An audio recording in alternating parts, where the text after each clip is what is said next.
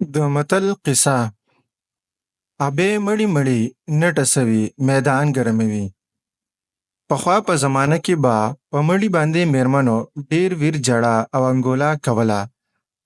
په ویر جړه او ساندو به یې مړي درنول. د ویر جړه او ساندې به په خصوصي توګه بوډېګانو میرمنو په ډېر سوز او سور سره جړلې او ویلې. د دې متل په هکله داسې یوه قصه مشهوره ده. وایي چې داسې په یو کلي کې یوه بوډۍ وه چې د هر چا غم کې به حاضره وه او په ویر جړه او ساندو به یې غم او میدان ګرمولو. دې به داسې د افسوس سره او په سوز کې ساندې او غاړې ویلې چې ټول خلق به یې د ځان سره په جړه او سلګو اړولې وو. په کلي سا چې په علاقه کې دا بوډۍ مشهوره وه.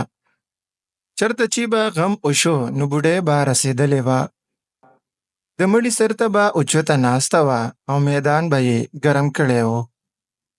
یوه ورځ د بوډۍ د زوی نه چا پوښتنه وکړه چې هلکه دا ستا ابۍ ولې دومره زهیره او غمځپلې ده چې مړي ته کتی نه شي، چې مړي وینې نو سم د لاسه یې په ځان راباندې کړې وي، په ویر جړه او ساندو سر وي.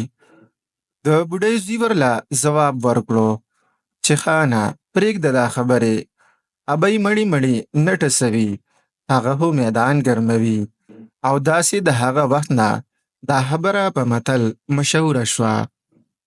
او مطلب ترېنه دا دی چې ګینې د چا په غم خفګان او زیان یې څه کار او پروا نشته، بس میدان ګرموي یا خپل شوق پوره کوي. نن سبا په داسې حالاتو کې استعمالیږي چرته چې څوک د چا په غم خفګان نه وي، نه د چا په سود زیان وي، بس خپله ډنګوي او بل ته هم پیلات او لمسون ورکوي، میدان ښایسته کوي او ګرموي.